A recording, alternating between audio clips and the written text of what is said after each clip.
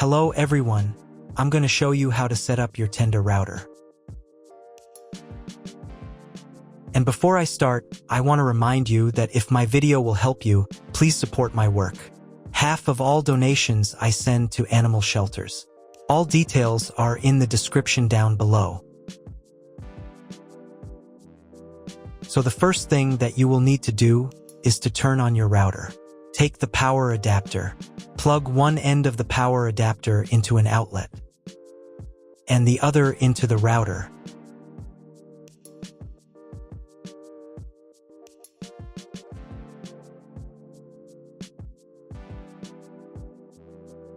When the router is turned on, the power indicator will be lit.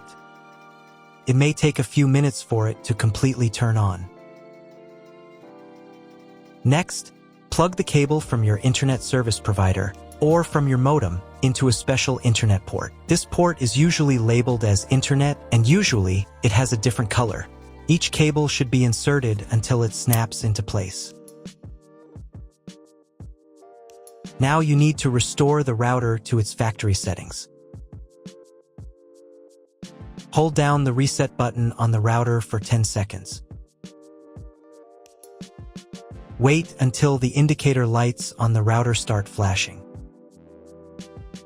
Sometimes this button is located inside the router casing to avoid accidental pressing. In this case, use a thin object to press on it.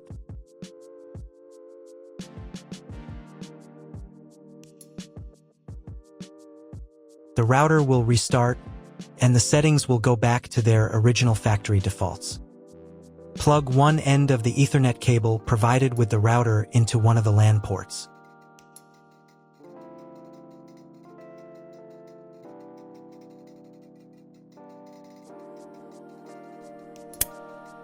And plug the other end of the cable into your computer's Ethernet port. Wait a few minutes for connection. Great, we've connected the router to your computer. Now you will need to set it up.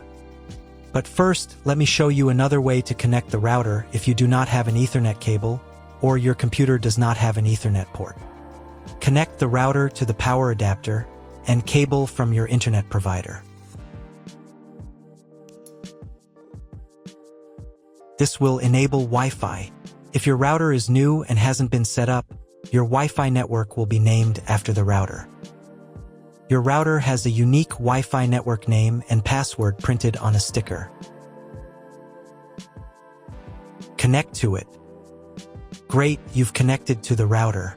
Now let's start setting it up.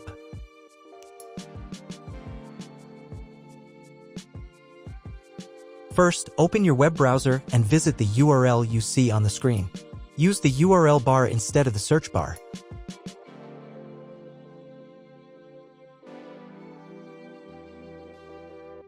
At the beginning, you will see a form with a password. Usually it is admin or password. If these credentials are wrong, then find label on your router. The credentials are often printed on the bottom of the device.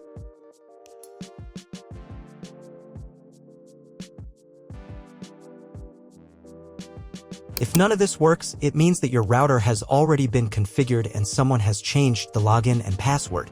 If you can't find out the login credentials, just reset the router to factory settings. And then log into the router's personal cabinet using the standard credentials. If your router settings do not look like mine, it means that your router has a different firmware. I made a video for every firmware type. You can find all the links in the description down below. I want to warn you right away that there are many firmware versions and they may differ slightly.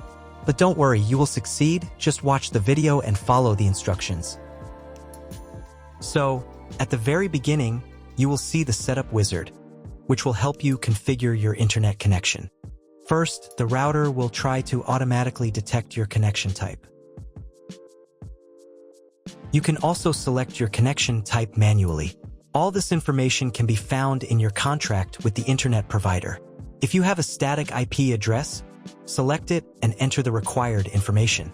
This type is applicable if you are assigned a fixed IP address for accessing the internet. If you have PPPoE, choose this option and enter your username and password. If you're not sure what type of connection you have, then select this option. It's the most common type. Next, come up with a name and password for your future Wi-Fi network. The password must be at least 8 characters long. Then click the OK button.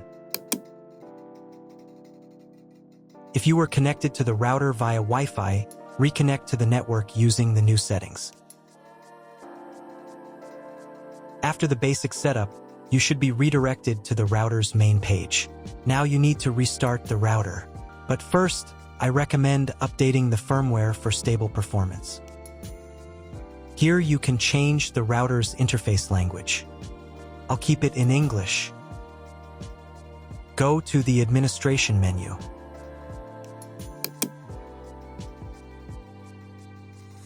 Here, click the online upgrade button. If a new firmware version is available, update it. After updating, reboot the router. To do this while still in the administration menu, click the reboot button. Wait a couple of minutes until the router fully restarts.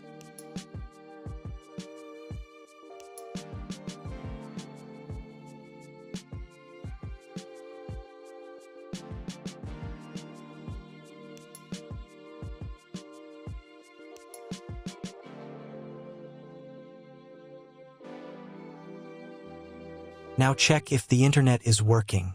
Just try Googling something. If there's no internet connection, you need to try cloning your MAC address. To do this, go back to the administration menu. Here, find the WAN parameters section. From the drop-down list, select Clone Localhost's MAC and click the OK button. Then once again reboot the router.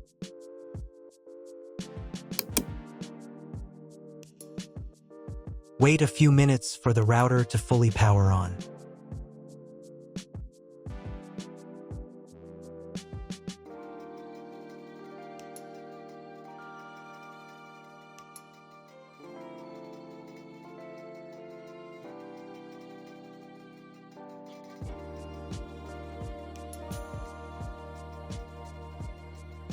Now check if the internet is working. Just try Googling something. If the internet still doesn't work, at this point you need to call your internet provider. They will tell you exactly what type of connection you need and what additional parameters to set. That's all. If my video was useful, please support my work. I send half of all donations to animal shelters. All the details are in the description below.